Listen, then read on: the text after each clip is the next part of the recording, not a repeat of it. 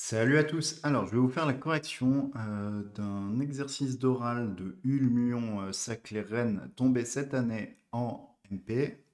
N'hésitez pas à m'en envoyer encore. On continue de construire la base d'Exodoro la plus complète possible. Montrer qu'il n'existe pas de polynôme P appartenant à R crochet XY, donc deux indéterminés, tel que l'ensemble des XY appartenant à R, tel que X et Y soient strictement positifs, est égal à l'ensemble des points où ce polynôme est strictement positif. Il faut montrer qu'il n'existe pas de polynôme tel que ces points où il est strictement positif soient exactement les couples strictement positifs. Donc si on fait un petit graphe, la zone où on veut que P soit positif, c'est ça. Donc bien sûr, on va à l'infini, hein, sans inclure les axes. Et on veut montrer qu'il n'existe pas de polynôme qui soit strictement positif si et seulement si on est sur ces réels-là. Donc vu qu'un polynôme c'est une fonction continue, on sait au moins qu'il s'annule là-dessus. Ça c'est un premier point, je ne sais pas si ça va nous servir. Ensuite, qu'est-ce qu'on peut faire d'autre? Je vais noter P des indéterminés x et y comme la somme double de i allant de 0 à, mettons, r, et de j allant de 0 à, disons, s, on va les noter aij, x puissance i, y puissance j. Je vais noter n qui est le max de i plus j. C'est pas forcément r plus s, hein, parce qu'il peut y avoir des combinaisons conjointes pour lesquelles c'est nul. Donc max de i plus j, je sais pas combien c'est. En tout cas, on va se servir de ce n pour la suite. Et aussi, ce n, donc, on peut l'appeler, ça c'est juste du vocabulaire, le degré de P. Voilà. Donc le max des I plus J pour lesquels AIJ est non nul.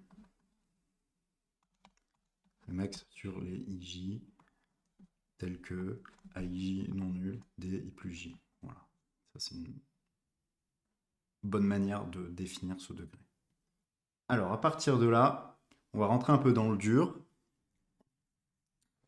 L'idée que j'ai eue et qui a l'air de marcher, on va voir quand je le couche à l'écrit, c'est de considérer tous les termes de degré n. Et on va les noter, on va dire que c'est les BI.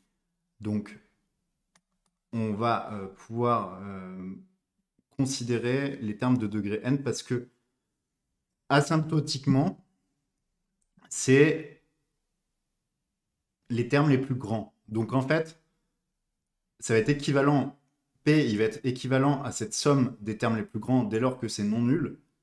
Et en fait, on va regarder ce qui se passe asymptotiquement. Et du coup, le signe de ces termes les plus grands sera égal au signe de P.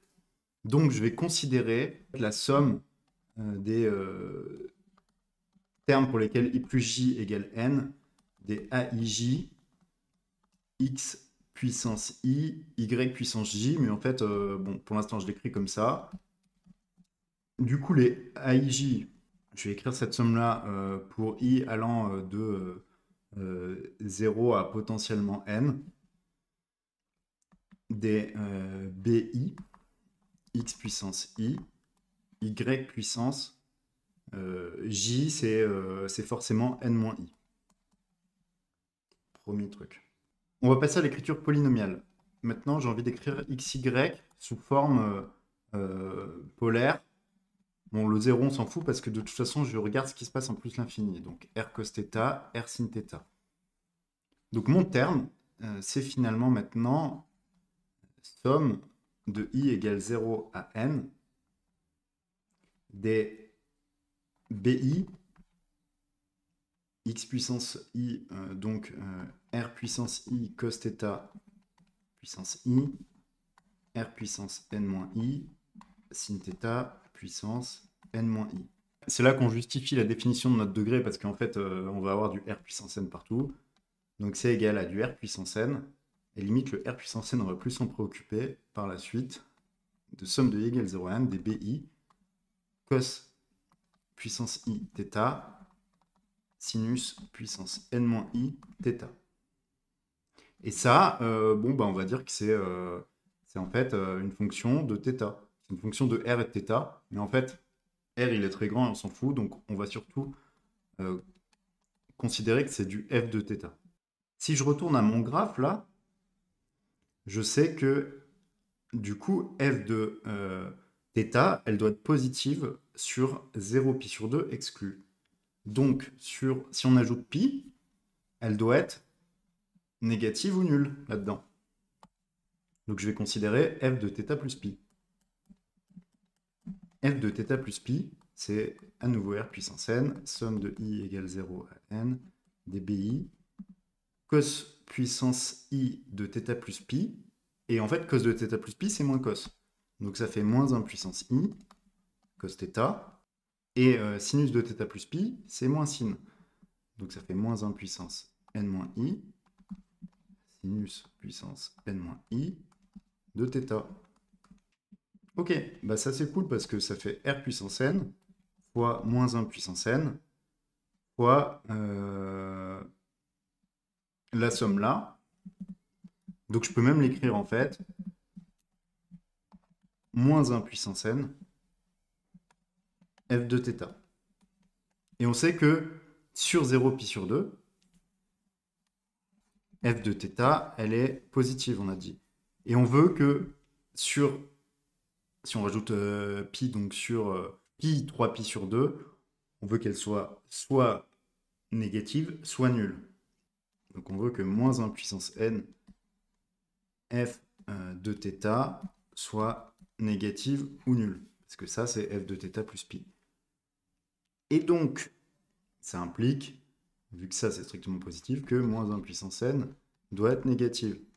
Donc ça veut dire qu'il existe quelle lettre j'ai pas pris, un m, tel que n égale 2m plus 1. Ok, donc ça implique quoi sur f de θ? Ça implique que je vais remplacer mes n par des 2m plus 1 partout. Donc ça fait r puissance n, somme de i égale 0 à 2m plus 1. Le n, je peux le laisser comme ça, parce que le r puissance n, vous allez voir, en fait, dans le raisonnement, ça ne change pas grand-chose. Cos de θ puissance i, j'oublie pas mon bi, sinus de θ puissance 2m plus 1 moins i. Alors c'est ça qui est important. Ok, et là ce qu'on peut faire, c'est qu'on peut factoriser par sinus θ puissance 2m. Vous allez voir pourquoi. Plutôt 2m plus 1 d'ailleurs. Donc ça fait facteur de la somme de i égale 0 à 2m plus 1 des cosinus sur sinus puissance i. Donc en fait c'est cotangente θ puissance i. Et on n'oublie pas les bi. Maintenant je vais poser les indéterminés grand X et grand Y, elles sont déjà prises, donc on va prendre Z. En fait ça on peut dire que c'est R puissance n sinus 2 puissance m plus 1 θ somme de i égale 0 à 2m plus 1 des bi z puissance i. Et cotangente, tout comme, vu que c'est l'inverse de tangente, c'est une fonction qui est pi périodique. Or, si je retourne à mon petit dessin là, je vais regarder ce qui se passe ici et ici.